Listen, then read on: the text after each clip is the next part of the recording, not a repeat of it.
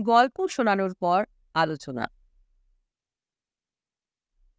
শিশুরা যাতে গল্পটি ভালোভাবে বুঝতে পারে তার জন্য জরুরি হলো গল্পে কি কি হয়েছে, কেন হয়েছে, কি হওয়া উচিত ছিল অথবা উচিত ছিল না প্রভৃতি বিষয় নিয়ে শিশুরা যেন আলাপ আলোচনা করে নিজেদের যুক্তি বলতে পারে আর নিজেদের অভিজ্ঞতার সঙ্গে গল্পটি জুড়ে সিদ্ধান্ত নিতে পারে।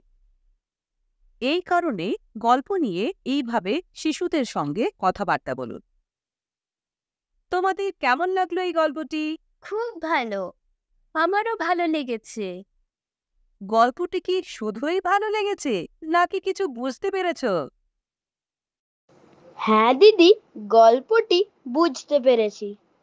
Very good. তাহলে বলো, অলি কোথায় পড়াশোনা করছিল?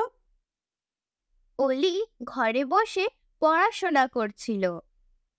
সাবাস। অলির নজর কলের দিকে কেন পড়ল? কারণ কলের জল মেঝের ওপর পড়ে বয়ে যাচ্ছিল। বাহ, খুব ভালো। আচ্ছা, এবার বলো তো, অলি কলের নিচে পাত্রটি কেন রেখেছিল? যাতে জল অপচয় না হয় তাই কলের নিচে সে পাত্র রেখেছিল। দিদি, আমি একটা প্রশ্ন করতে পারি? হ্যাঁ, নিশ্চয়ই করতে পারো। অলি জল বাঁচানোর জন্য পাত্র রাখার বদলে কল বন্ধ করলো না কেন? সাবাস উর্মি, তুমি খুব ভালো প্রশ্ন জিজ্ঞাসা করেছো। তাহলে কে বলবে এর উত্তর? আমি বলছি, হতে পারে যে কলটা খারাপ ছিল, তাই অলি কল বন্ধ না করে কলের নিচে একটি পাত্র রেখে দিয়েছিল। হ্যাঁ, এরকম হতে পারে। সাবাস। পরের প্রশ্নটা দিদি আমি জিজ্ঞাসা করব। আর আমার প্রশ্ন হলো, জল বাঁচানোর জন্য আমাদের কি কি করা উচিত?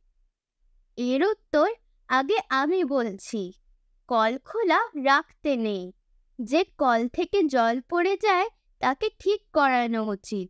বাসন বা হাত ধোয়ার সময় লাগাতার কল খুলে রাখা উচিত নয়। আরে হ্যাঁ, কলটাকে আস্তে করে চালিয়ে রাখা উচিত। আর স্নান করার জন্য বালতি আর মগ ব্যবহার করা উচিত। খুব ভালো।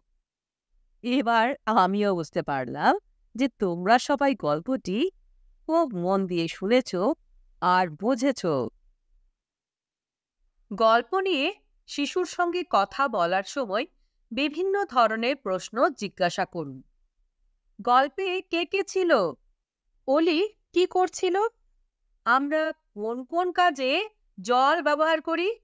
জল কার জন্য আর কেন জরুরি? আমরা কিভাবে জলের অপচয় বন্ধ করতে পারি?